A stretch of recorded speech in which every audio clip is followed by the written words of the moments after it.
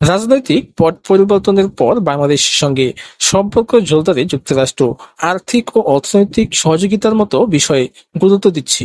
এ নিয়ে আলোচনা করতে এ মাসের মাঝামাঝি সময়ে ঢাকায় আসছেন যুক্তরাষ্ট্রের উচ্চ পর্যায়ের একটি প্রতিনিধি দল। ঢাকা ও ওয়াশিংটনের কূটনৈতিক সূত্রগুলো গতকাল সোমবার জানিয়েছে, মার্কিন প্রতিনিধি দলের নেতৃত্বে থাকছেন যুক্তরাষ্ট্রের রাজস্ব ও অর্থ দপ্তরের আন্তর্জাতিক অর্থায়ন বিষয়ক সহকারী আন্ডার সেক্রেটারি ব্র্যান্ট নেইম্যান। প্রতিনিধি দলটি ঢাকা সফরের সময় দুই দেশ সম্পর্কের ক্ষেত্রে যুক্তরাষ্ট্রের অগ্রাধিকারের বিষয়গুলো তুলে ধরবে।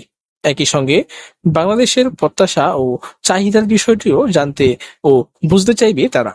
এরপর ওয়াশিংটনে ফিরে গিয়ে নীতি নির্ধারণী পর্যায়ে বাংলাদেশকে কিভাবে সহযোগিতা করা যায় তা নিয়ে চূড়ান্ত সিদ্ধান্ত নেবে তারা। এ বিষয়ে জানতে চাইলে পররাষ্ট্র উপদেষ্টা বলেছেন, চলতি মাসে যুক্তরাষ্ট্রের একটি উচ্চ পর্যায়ের প্রতিনিধি দলের বাংলাদেশে আসার কথা রয়েছে।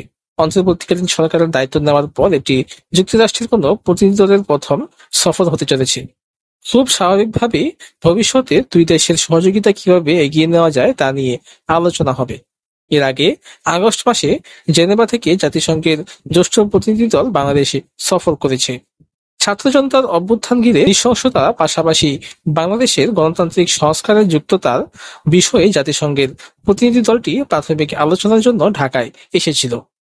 উল্লেখ্য, বাংলাদেশে অবাধ ও সুষ্ঠু নির্বাচন নিশ্চিত করতে গত বছর ভিসা নিষেধাজ্ঞার মতো কঠোর পদক্ষেপ ঘোষণা করেছিল যুক্তরাষ্ট্র। এই নিয়ে ঢাকার সঙ্গে ওয়াশিংটনের মধ্যে উত্তেজনা ও অস্থিরতা সৃষ্টির বিষয়টি প্রকাশ্য ছিল। ৭ জানুয়ারি নির্বাচনের মধ্য দিয়ে ক্ষমতায় আসে শেখ হাসিনা সরকার। তবে গণতন্ত্র আর মানবাধিকার নিয়ে মত পার্থক্যের পরও সম্পর্ক এগিয়ে নিতে মনোযোগী ছিল দুই পক্ষ। এজন্য গত ফেব্রুয়ারিতে ঢাকায় উচ্চ পর্যায়ে প্রতিনিধি দল পাঠিয়ে সম্পর্ক এগিয়ে নেওয়ার বার্তা দিয়েছিল বাইডেন প্রশাসন। টানা চতুর্থবার ক্ষমতায় আসার ৮ মাসের মাথায় ছাত্র জনতার অভ্যুত্থানে শেখ হাসিনা সরকারের পতন ঘটে।